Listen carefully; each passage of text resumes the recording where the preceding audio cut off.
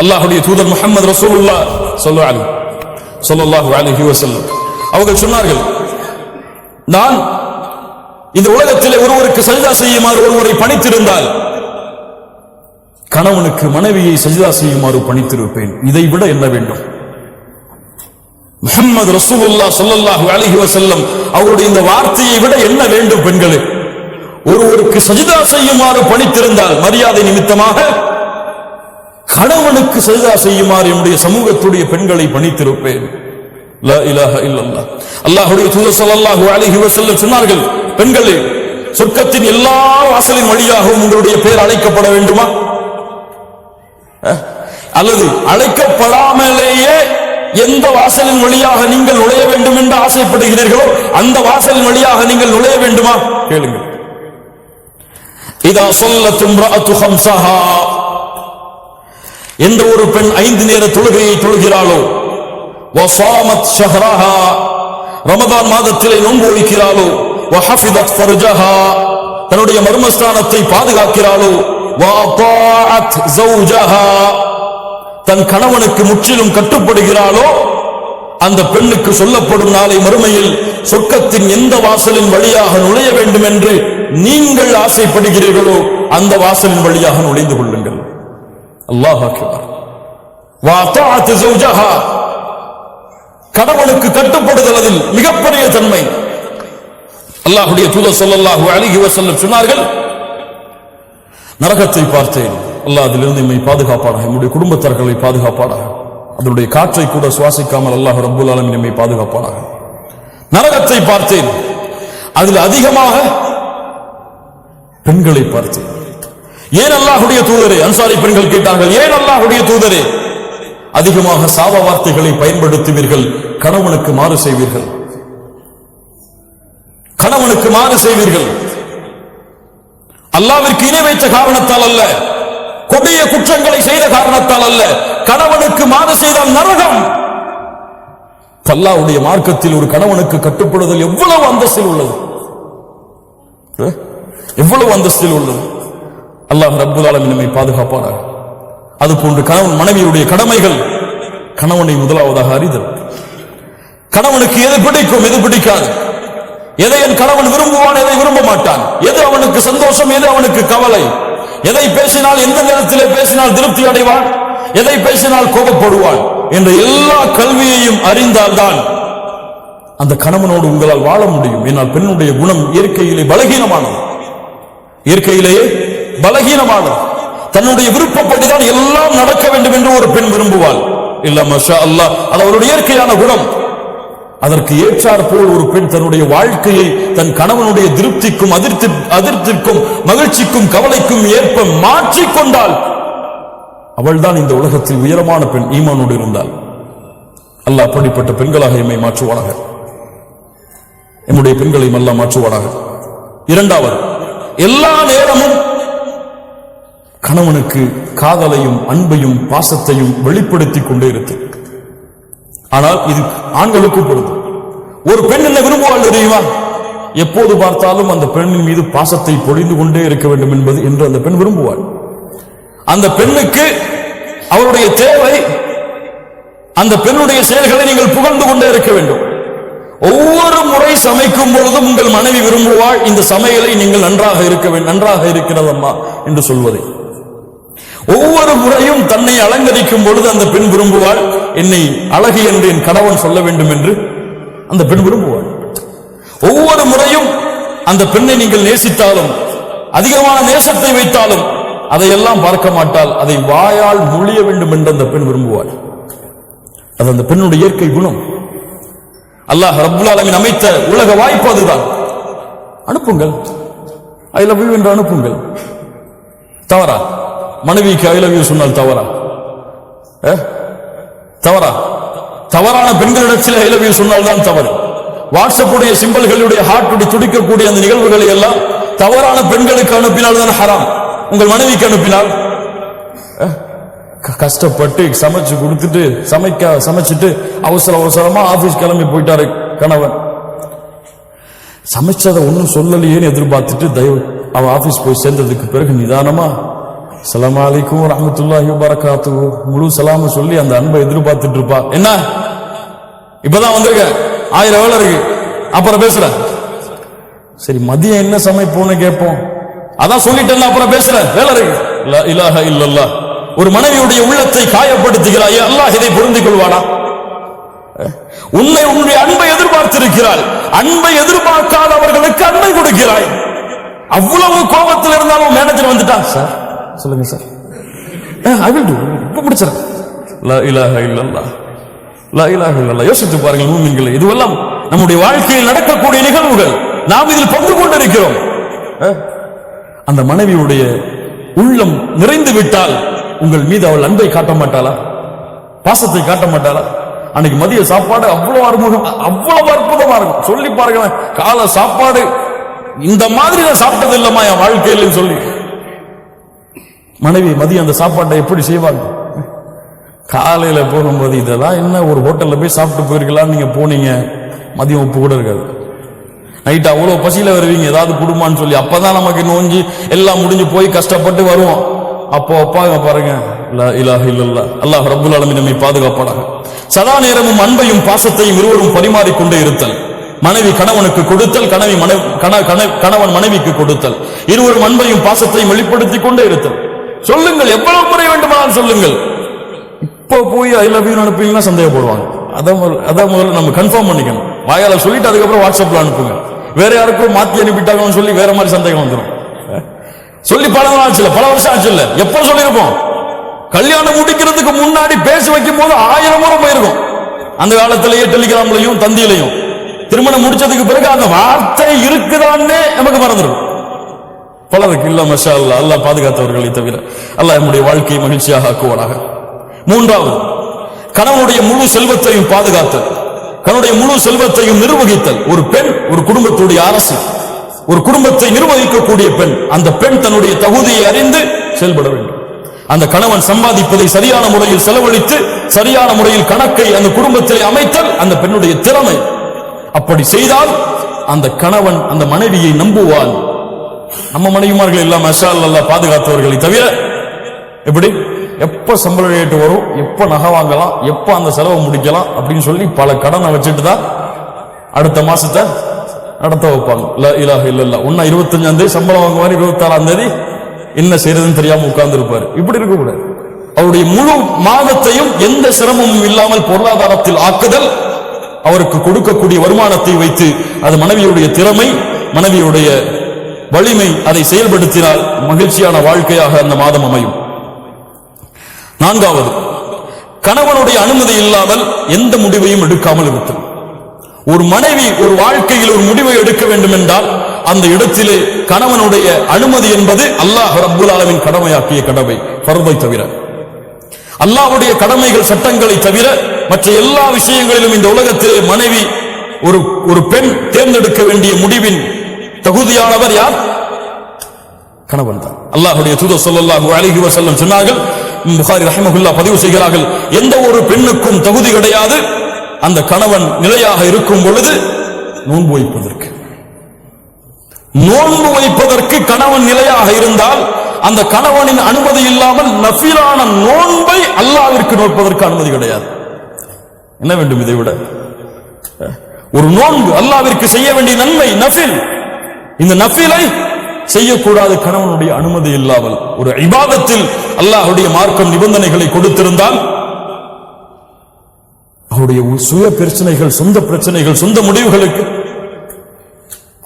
பல பிரச்சனைகள் குடும்பத்திலே வருவதற்கு காரணம் அதுதான். கணவனுக்கு தெரியாமல் முடிவை எடுத்தல், இதை கணவன் ஏற்றுக்கொள்ளவே மாட்டான். ஒரு ஆண் தனக்கு கீழே உள்ள ஒரு பெண் தனக்கு தெரியாமல் முடிவு எடுத்தலை ஏற்றுக்கொள்ள மாட்டான். இது அவனுடைய இயற்கை குணம், அவனுடைய ஆளுமை, அவனுடைய இயற்கையாக அமைத்தது அது. அவன் தான் மேலே இருக்க வேண்டும் என்று ஒரு ஆண் விரும்புவான். பெண் அதற்கு ஏற்றால் நடந்து கொண்டால் வாழ்க்கை சிறப்பாக இருக்கும். இது எதிலே? அல்லாஹ்வுடைய மார்க்க சட்டங்களை மீறுவதிலே கிடையாது. கணவன் சொல்லுகிறான், இந்த நிகழ்ச்சிக்கு போகிறோம், ஹிஜாப் அணியக்கூடாது. உயிரை பிரிந்தாலும் சரி கணவனுக்கு கட்டுப்படக்கூடாது. இந்த நிகழ்ச்சிக்கு போகிறோம், தொழுகைதானே பரவாயில்லை, நாம் இஷாவோடு சேர்த்து தொழுது கொள்ளலாம், கட்டுப்படக்கூடாது. உயிரை இழந்தாலும் நிறைவேற்றாது. ஏன் உன் கணவனுக்கு கட்டுப்பட வேண்டும் என்று கூறியவனே யார்? அல்லாஹ். அவனுக்கு கட்டுப்பட்டதற்கு பிறகுதான் அவனுடைய சட்டங்களில் உன் கணவனுக்கு. லா இலாஹ இல்லல்லாஹ். அல்லாஹ் ரப்பல் ஆலமீன் இதை புரிந்து கொள்ளக்கூடிய வாய்ப்பை நமக்கு தருவானாக.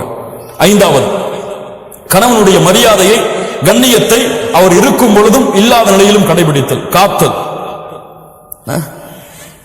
கணவன் போயிட்டான்னா போனை போட்டு இன்னைக்கு அவர் இப்படி செஞ்சார், இவர் இப்படி செஞ்சார், இன்னைக்கு அப்படி நடந்துகிட்டார் என்கிட்ட. லா இலாஹ இல்லல்லாஹ். புறம் பேசுதலின் உச்சம் தன் கணவனை பற்றி பிறரிடத்தில் சொல்லுவது. உன் கணவன் பிரச்சனைக்குரியவனாக இருந்தால், உன் கணவன் உன்னை துன்புறுத்தினால், வேதனை செய்தால், யாரிடத்திலே முறையிடு? நீ உன் தோழிக்கு சென்று உன் கணவனுடைய குறையை வெளிப்படுத்துவாயா? அது பாவம், குற்றம். அல்லாஹ்விடத்திலே முறையிடு. அல்லது நீங்கள் இருவரும் பேசி ஒரு சமாதான முடிவை கொண்டு வாருங்கள். அல்லாஹ் ரப்புல் ஆலமீன் அதை தெளிவை கொடுப்பான். ஏன்? உங்களுடைய கணவனுடைய உள்ளத்தை மாற்றுவது யாரிடத்தில் இருக்கிறது? உங்களுடைய கணவனுடைய ஒரு குணம் உங்களுக்கு பிடிக்கவில்லை, கணவன் எப்போது பார்த்தாலும் எரிந்து விழுகிறாள், என்ன செய்வது? உங்கள் தோழி இடத்துல என் கணவன் எரிந்து விழுகிறான் என் மேல, அவர் தாய் இடத்துல ஏமா கல்யாணம் பண்ணி வச்சீங்க, அவன் எரிஞ்சு விடுறாமா என் மேல, அப்படி சொல்றதா? அல்லாஹ்விடத்திலே முறையீடு. அல்லாஹ்வுடைய இரண்டு விரல்களுக்கிடையே உள்ளங்கள் இருக்கிறது, அவன் நாடியவாறு மாற்றி அமைப்பான். அநீதம் இழைக்கப்பட்டால் அந்த அநீதம் செய்தவர்களுடைய பிரார்த்தனை அல்லாஹ் அங்கீகரிப்பான். உன் கணவன் உனக்கு அநீதம் இழைத்தால், உங்களுக்கு அநீதம் அளித்தால், அல்லாஹ்விடத்திலே அந்த அநீதத்தை நீதமாக மாற்ற பிரார்த்தனை செய்யுங்கள், அல்லாஹ் மாற்றுவார். ஆறாவது, என்ன இருந்தாலும், என்ன பிரச்சனை வந்தாலும், என்ன மனதுக்கு விருப்பம் இல்லாததாக இருந்தாலும் நேரடியாக அந்த கணவனிடத்திலே திறந்த மாதிரி பேசிவிடுதல், ஓப்பனா சொல்லிடுறது. இதாங்க பிரச்சனை, இதான் நமக்குள்ள சண்டை வர்றதுக்கு காரணம், இதை நம்ம திருத்திக்கிட்டா நம்ம வாழ்க்கை சிறந்ததா இருக்கும். மறைச்சு மறைச்சு மறைச்சு மறைச்சு மறைச்சு வெளிப்படையில வந்தா முகத்தை பூசிட்டு போச்சுக்கிட்டு உள்ளத்துல வந்துட்டானே அப்படின்னு நினைச்சு கொண்டு உங்களுடைய வாழ்க்கையை ஓட்டுனீங்க, உங்களுடைய வாழ்க்கை மகிழ்ச்சியான வாழ்க்கையாக இருக்காது. மகிழ்ச்சி என்பது உள்ளம் சம்பந்தப்பட்டது. உங்களுடைய நாவும் முகமும் மகிழ்ச்சியாக இருந்தால் அது மகிழ்ச்சி கிடையாது. அல்லாஹ் ரப்புல் ஆலமீன் அதனால் தான் சொல்லுகிறான் சூரா நிசாவுடைய 128வது வசனம், பெண்களே, உங்களுடைய கணவன் உங்கள் மீது அநீதம் இழைப்பதை நீங்கள் பயந்தால், உங்கள் கணவன் உங்கள் மீது அதிர்ச்சி கொள்வதை நீங்கள் பயந்தால், நீங்கள் இருவரும் சமாதானமாக மாறுங்கள். நீங்கள் சமாதானம் அடைவதுதான் சிறந்தது. அல்லாஹ் சொல்கிறார், இருவரும் பேசி சமாதானம் அடைவதுதான் சிறந்தது. அதனால் பிரச்சனை என்று வந்தால் உடனடியாக நாளைக்கு பேசிப்போம், நாளை கழிச்சு பேசிப்போம், அடுத்த நாள் பேசிப்போம். எங்க இந்த குணம் உங்களுக்கு மாத்திக்கிட்டீங்கன்னா ரொம்ப நல்லா இருக்கும். நம்ம ரெண்டு பேருக்கு இடையில சண்டை ஏற்படுத்துறது இந்த குணம் தான், இதை மாத்திக்கொண்டு அல்லாஹ் உங்களுக்கு அருள் செய்வோம். அவ்வளவுதான். அல்லாஹ் ரப்புல் ஆலமீன் அவனுடைய அருளால் அந்த குணத்தை அல்லாஹ் ரப்புல் ஆலமீன் மாற்றுவான். ஏழாவது, கணவனை பிறரோடு ஒப்பிடுது. அவருடைய சேலரி அவ்வளவு இருக்குங்க, ஏங்க நீங்க இவ்வளவு சேலரி வாங்குறீங்க? அவரை விட நல்ல திறமையாளதான் இருக்கீங்க, ஏன் நீங்க அவனமா நடந்து கொள்ளல? அவர் மனைவிக்கு அதெல்லாம் வாங்கி கொடுத்திருக்காரு, இப்ப சேலரி வந்த உடனே நீங்க எப்படி இருக்கிறீங்க? லா இலாஹ இல்லல்லாஹ். இந்த ஒப்பிட்டல் கணவன் மனைவியுடைய வாழ்க்கையில் மிகப்பெரிய பிரச்சனைகளையும் குழப்பங்களையும் ஏற்பட்டு, அவன் தான் ராஜா இந்த உலகத்திலேயே அவன் தான் எனக்கு ராஜா, அவனை விட யாருமே கிடையாது என்பது போல் அவனை உணர வைக்க வேண்டும். எனக்கு மிக பிடித்தமானவர் இந்த உலகத்தில் அல்லாஹ்விற்கும் அல்லாஹ்வுடைய தூதருக்கும் பிறகு என்னுடைய கணவன் தான். அதை உணர வைக்க வேண்டும் எல்லா முறைகளிலும், எல்லா இடங்களிலும், எல்லா சூழ்நிலையிலும். நீங்க அவரை கீழே தள்ளிட்டு வேற ஆள மேல உயர்த்தி பார்த்தீங்க, பிரச்சனைகளும் குழப்பங்களும் அங்குதான் ஆரம்பமாகும். எட்டாவது, கண்ணியமான வார்த்தைகளை கொண்டு பேசுதல். பல பெண்களிடத்தில் இல்லாத குணம் அதுதான். இப்போது இல்ல மஷா அல்லாஹ் பாதுகாத்தவர்களை தவிர கஷ்டப்பட்டு உள்ள வருவார், கதவை தட்டுவாரு, வந்துட்டாரா கதவை துறமான்னு சொல்லி பிள்ளை அனுப்புவாங்க, டீ போட்டு கூடமான்னு கேட்பாங்க. இப்பதானே வந்திருக்கீங்க, பொறுங்க, பிள்ளைக்கு வேலை பார்க்கணும், பிள்ளைக்கு படிப்பு சொல்லி கொடுக்கணும், அதுக்கப்புறம் பார்த்துக்கலாம். ஹூரிலின் பெண் தெரியுமா? அந்த ஹூரிலின் பெண் உங்களுடைய கணவன் வறுமையில் கிடைத்தால், கதவு தட்டப்பட்டால் என்ன சொல்லுவாள் தெரியுமா? அல்லாஹ்வுடைய தூதர் ஸல்லல்லாஹு அலைஹி வஸல்லம் சொன்னார்கள், அல்ஹம்துலில்லாஹில்லதி அஹ்யாக லனா வ அஹ்யானா லக். எங்களுக்காக உங்களை படைத்த, கதவை அப்பதான் திறப்பா நரகத்திலிருந்து வெளியே வந்து, அப்ப அந்த 2 பெண்கள் சொல்லுவார்கள், மனைவிமார்கள் சொல்லுவார்கள், உங்களுக்காக எங்களை படைத்த, எங்களுக்காக உங்களை படைத்த அந்த அல்லாஹ்விற்கே எல்லா புகழும். அவன் அவ்வளவு உச்சத்துல போய் சொல்லுவான். சொர்க்கத்துல என்ன மாதிரி யாருமே கிடையாது இந்த வார்த்தைக்கு பிறகு. லா இலாஹ இல்லல்லாஹ். அஸ்ஸலாமு அலைக்கும் வரஹ்மத்துல்லாஹி வபரகாத்துஹு. வாங்கம்மா உட்காருங்க, என்ன வேணும், என்ன செய்யணும் உங்களுக்கு, இப்ப எப்படி இருக்குது நிலைமை, சந்தோஷமா இருக்கீங்களா? அழகிய வார்த்தைகளை கொண்டு பழகுதல், பேசுதல், அவனுடைய சூழ்நிலையை புரிந்து பழகிக் கொள்ளுதல், அவனிடத்திலே பேசுதல். 9வது, கணவனுக்கு முன்னால் சத்தங்களை உயர்த்தி பேசுதல் பாவம். கணவனுடைய உள்ளம் நோகும்படியாக நடந்து கொள்ளுதல் பாவம். அல்லாஹ்வுடைய தூதர் ஸல்லல்லாஹு அலைஹி வஸல்லம் கணவனுக்கு அவ்வளவு பணிவை காட்டச் சொன்னார்கள். உங்களுடைய சத்தம் அல்லாஹ்விற்காக உங்களுடைய கணவனுக்கு முன்னால் தாழ்ந்திருந்தால் அல்ஹம்துலில்லாஹ். ஏன்? அது ஒரு மரியாதையாக செய்கிறேன், அது என் கணவனுக்கு கொடுக்கக்கூடிய கண்ணியமாக கருதுகிறேன். அல்லாஹ் அதை கொண்டு உங்களுக்கு பல மடங்கு கூலி கொடுப்பான். இன்னைக்கு அவங்க பேசினா வீட்டை விட்டே வெளியே ஓடிடணும், அப்படி இருக்கும். இல்ல மாஷா அல்லாஹ், அல்லாஹ் பாதுகாத்தவர்களை தவிர கண்ணியத்துக்குரியவர்களே, அல்லாஹ் ரப்புல் ஆலமீன் நம்முடைய நிலைமைகளை சீர்படுத்துவாராக. இந்த 2 குடும்ப உறவுகளும் பிரிவதிலே இன்பம் காணக்கூடியவன் உங்களை விட, உங்கள் குடும்பத்தில் இருப்பவர்களை விட அல்லாஹ்வால் சபிக்கப்பட்ட இப்லீஸ். ஹதீஸ் நினைவுபடுத்திக் கொண்டு இருக்க வேண்டிய ஹதீஸ். அல்லாஹ்வுடைய தூதர் ஸல்லல்லாஹு அலைஹி வஸல்லம் சொன்னார்கள், இப்லீஸ் தன்னுடைய அரிசை சிம்மாசனத்தை கடலிலே அமைக்கிறான், தன்னுடைய படைகளை அழைப்பான், வா வரிசையா வாங்கப்பா. என்ன செஞ்சீங்க? இந்த மாதிரி அங்க போன, அவரை புறம் பேச வச்சுட்டேன், போ போ. நீ என்ன செஞ்ச? போய் பேச வச்ச, போ போ. என்ன செஞ்ச? திருட வச்ச, போ போ. எல்லாம் பாவம் அடிக்க கொண்டே போவா. இப்லீஸ், நான் ஒண்ணு செஞ்சேன். என்னடா செஞ்ச? என்னப்பா செஞ்ச? 2 கணவன் மனைவி சந்தோஷமா தான் இருந்தாங்க, நிம்மதியா தான் இருந்தாங்க. சின்ன வார்த்தைய மனசுக்குள்ள போட்டேன், இத பேசுறா அப்படின்னு. அவர் பேசினார், மனைவி பேச ஆரம்பிச்சாங்க. அவர் இவரை பத்தி பேசினார், அவங்க அம்மா அவருடைய குடும்பத்தை பத்தி பேசினார். நான் சொன்ன அவர் மட்டும்தானா? நீனும் பேசு, நீனும் பேசு, நீனும் பேசு. 2 பேரும் சந்தோஷமா இருந்தாங்க. 2 பேரையும் பிரிச்சுட்டு நான் திரும்பி சந்தோஷமா வந்துட்டேம்மா.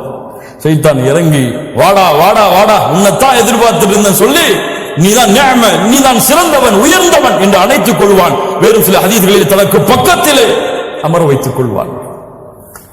இப்லீஸ் உங்களுக்கிடையே நடக்கக்கூடிய சண்டையில் மகிழ்ச்சி அடைகிறான். ஏதாவது சண்டை வருதா, வந்துட்டான்டா இப்லீஸ், அஊது பில்லாஹி மினஷ் ஷைத்தானிர் ரஜீம். உள்ள போறீங்களா? பிஸ்மில்லாஹ். அல்லாஹ்வுடைய தூதர் ஸல்லல்லாஹு அலைஹி வஸல்லம் சொன்னார்கள், உங்கள் வீடுகளில் நீங்கள் நுழையும் பொழுது பிஸ்மில்லாஹ் என்று கூறி நுழைந்தால், அல்லாஹ்வுடைய பெயர் கூறி நுழைந்தால், ஷைத்தான் சொல்லுவான், இன்னைக்கு நமக்கு இங்க தங்குமிடம் கிடையாதுப்பா, வேற வீட்டை பார்த்து போகணும். அல்லாஹ்வுடைய பெயர் கூறாமல் நுழைந்தால், வாங்க வாங்க வாங்க, இங்கதான் நம்முடைய வீடு என்று எல்லாவரையும் அழைத்து உள்ளே உட்கார்ந்து கொள்வான். அல்லாஹ்வுடைய பெயர் கூறாமல் சாப்பிட்டால் அன்றைய இரவு உணவும் அவனுக்கு அங்கேதான். ஷைத்தான் அவங்க 2 பேருக்கு மத்தியில இருந்தா சும்மா இருப்பானா? என்ன செய்வான்? ஷைத்தான வீட்டுக்கு வெளியிலேயே பிஸ்மில்லாஹ்னு சொல்லி அனுப்பிட்டீங்கன்னா சண்டை இருக்குமா? பிரச்சனை இருக்குமா? சச்சரவு இருக்குமா? கவலை இருக்குமா? லா இலாஹ இல்லல்லாஹ். கண்ணியமாக வாழ வேண்டிய வாழ்க்கை, மகிழ்ச்சியோடு வாழ வேண்டிய வாழ்க்கை, அன்பையும் பாசத்தையும் மாறி மாறி காட்டி இந்த உலக வாழ்க்கையுடைய அத்துணை கவலைகளையும் மறக்க வைத்து ஒரு மகிழ்ச்சியான மனிதனாக இந்த உலகத்திலே கணவனையும் மனைவியையும் ஆக்குவது இருவரின் மீதும் கடமையாக்கப்பட்ட கடமை. இன்னைக்கு பிரச்சனைகளையும், தலாக்களையும், சச்சரவுகளையும், சண்டைகளையும், அடித்தலையும், இருவரும் மாறி மாறி ஏசுறதையும் நடந்து கொண்டிருக்கிறது. இது முஸ்லீமா? இது முஸ்லீமா? சோதனை. அல்லாஹ் ரப்புல் ஆலமீன் நம்மை பாதுகாப்பாராக. கண்ணியத்துக்குரியவர்களே, அல்லாஹ் ரப்புல் ஆலமீன் சூரா அஹ்ஸாபுடைய 35வது வசனத்திலே முஸ்லிமான ஆண்கள் பெண்களுக்கு சில தன்மைகளை சொல்கிறான். அதை கூறி இந்த உரையை நான் முடித்துக் கொள்கிறேன். ஒரு கணவன் மனைவி எப்படி இருக்க வேண்டும்? இன்னல் முஸ்லிமீன வல் முஸ்லிமாத், அல்லாஹ்விற்கு கட்டுப்பட்ட ஆண், அல்லாஹ்விற்கு கட்டுப்பட்ட பெண். வல் முஃமினீன வல் முஃமினாத், அல்லாஹ்வை நம்பிக்கை கொண்ட ஒரு பெண், அல்லாஹ்வை நம்பிக்கை கொண்ட ஒரு ஆண். வல் கானிதீன வல் கானிதாத், அல்லாஹ்விற்கு தன்னை பணிய வைத்த ஒரு ஆண், அல்லாஹ்விற்கு தன்னை பணிய வைத்த ஒரு பெண். வஸ்ஸாதிகீன வஸ்ஸாதிகாத், அல்லாஹ்விற்கு உண்மையை பேசிய ஒரு பெண், உண்மையை பேசிய ஒரு ஆண். வஸ்ஸாபிரீன வஸ்ஸாபிராத், பொறுமையை கடைபிடித்த ஆண், பொறுமையை கடைபிடித்த பெண். வல் காஷிஈன வல் காஷிஆத், உள்ளத்தோடு, உள்ளத்துடைய அச்சத்தோடு, பணிவோடு நேசத்தோடும் அல்லாஹ்வை பயந்த ஒரு ஆண், அல்லாஹ்வை பயந்த ஒரு பெண்.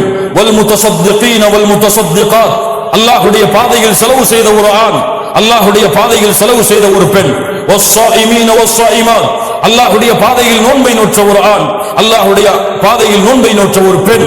வல் ஹாஃபிதீன ஃபுரூஜஹும் வல் ஹாஃபிதாத், தங்களுடைய கற்பை மர்மஸ்தானத்தை பாதுகாத்த ஒரு ஆண், பாதுகாத்த ஒரு பெண். வஸ்ஸாகிரீன அல்லாஹ கஸீரன் வஸ்ஸாகிராத், அல்லாஹ்வை அதிகமாக நினைவு கூர்ந்த ஒரு ஆண், அல்லாஹ்வை அதிகமாக நினைவு கூர்ந்த ஒரு பெண். இவர்களுக்கெல்லாம் அல்லாஹ் ரப்புல் ஆலமீன் பாவ மன்னிப்பையும் மிகப்பெரிய கூலியான யானி அல் ஜன்னா அதையும் அல்லாஹ் வைத்திருக்கிறான். இந்த தன்மைகளுடைய பெண்களாக ஆண்களாக நாம் மாறுவோம். அல்லாஹ் நம்முடைய வாழ்க்கையை சிறந்த வாழ்க்கையாக ஆக்குவான். கண்ணியத்துக்குரியவர்களை, மிக முக்கியமாக ஒரு கணவன் ஒரு மனைவி விரும்பக்கூடிய மிக முக்கியமான தன்மை, இந்த மனைவி எனக்கு மட்டுமே உரித்தானவளாக இருக்க வேண்டும்.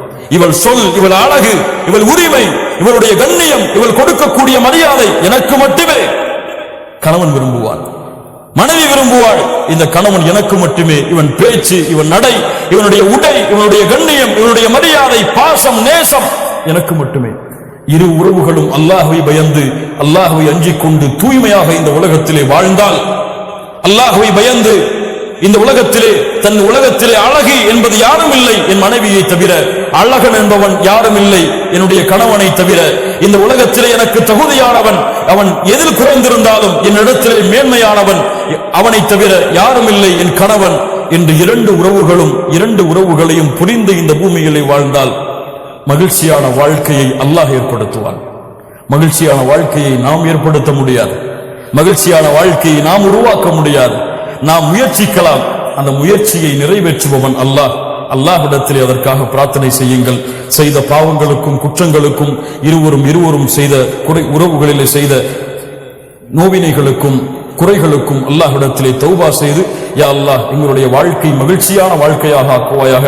இந்த உலகத்திலே எப்படி கணவன் மனைவியாக குடும்பமாக இந்த உலகத்திலே வாழ்கிறோமோ இது போன்று நாளை மறுமையிலும் சொர்க்கத்திலும் வாழக்கூடிய வாய்ப்பை எங்களுக்கு கொடுப்பாயாக. எங்களுடைய பிள்ளைகளை சாலிஹான பெண் பிள்ளைகளாக வளர்த்து அவர்களை இந்த மார்க்கத்திற்கு பயன் தரக்கூடிய பிள்ளைகளாக ஆக்கி அவர்கள் எங்களை சொர்க்கத்திலே அழைத்துச் செல்லக்கூடிய கருவியாக மாற்றுவதற்கு அல்லாஹ் எங்களுக்கு உதவி செய்வாயாக என்ற பிரார்த்தனைகளோடு, பாவ மன்னிப்போடு, தௌபாவோடு, எல்லாரும் இந்த விஷயத்தில் ஏதாவது ஒரு வகையில் பாவம் செய்திருக்கும். அப்படித்தானே? யாரும் இதுல பெர்ஃபெக்டானவங்க கிடையாது, எல்லாரும் பாவம் செய்திருக்கும். ஒரு நிமிடம் உட்கார்ந்து அல்லாஹ்விடத்திலே தௌபா செய்து, யா அல்லாஹ் இனிமேல் என்னை மாற்றிக்கொள்கிறேன், என் மனைவியிடத்திலே கண்ணியமான முறையில் நடந்து கொள்கிறேன். இப்பவே வாட்ஸ்அப் பண்ணுங்க, ஐ லவ் யூ அனுப்புங்க, அவங்க உங்களுக்கு அனுப்பட்டும், ஐ லவ் யூ டூ. அல்ஹம்துலில்லாஹ், மகிழ்ச்சியான முறையில் இந்த சபையிலிருந்து கலைந்து செல்வோம். அல்லாஹ் ரப்புல் ஆலமீன் அந்த மகிழ்ச்சியை மறுமை வரை அல்லாஹ் நீட்டிப்பானாக. நாளை மறுமையிலும் சொர்க்கத்திலும் அல்லாஹ் அந்த மகிழ்ச்சியை பன்மடங்காக ஆக்கி அல்லாஹ் மறுமையிலும் குடும்பங்களோடு வாழக்கூடிய வாய்ப்பை கொடுப்பானாக. அல்லாஹ் ரப்புல் ஆலமீன் எப்படி இந்த இடத்திலே என்னையும் உங்களையும் அவனுடைய அருளால் ஒன்று கூட்டினானோ அது போன்று அல்லாஹ் ரப்புல் ஆலமீன் நம்மை ஜன்னத்துல் ஃபிர்தௌஸிலே, அதிலும் குறிப்பாக அல்லாஹ்வுடைய தூதர் முஹம்மது ரசூலுல்லாஹ் ஸல்லல்லாஹு அலைஹி வஸல்லம் அவர்களோடும் அவர்களுடைய குடும்பத்தார்களோடும் அல்லாஹ் என்னையும் உங்களையும் உலக முஸ்லிம்களையும் ஒன்று கூட்டுவானாக. இவ்வளவு சிரமத்திற்கு பிறகும், இவ்வளவு பெரிய தூரத்திற்கு பிறகும் அழைப்பை ஏற்று மார்க்கத்திற்காக, மார்க்க பணிக்காக, மார்க்க இல்மிற்காக தேடி வந்த உங்கள் அனைவருக்கும் அல்லாஹ் ரப்புல் ஆலமீன் சொர்க்கத்தையும் அவனுடைய அருளையும் அல்லாஹ் கூலியாக கொடுப்பானாக. நம்முடைய குடும்ப வாழ்க்கையை அல்லாஹ் சீரமைப்பானாக. அகூலு கௌலி ஹாதா அஸ்தக்ஃபிருல்லாஹ லீ வலக்கும். ஸலாமு அலைக்கும்.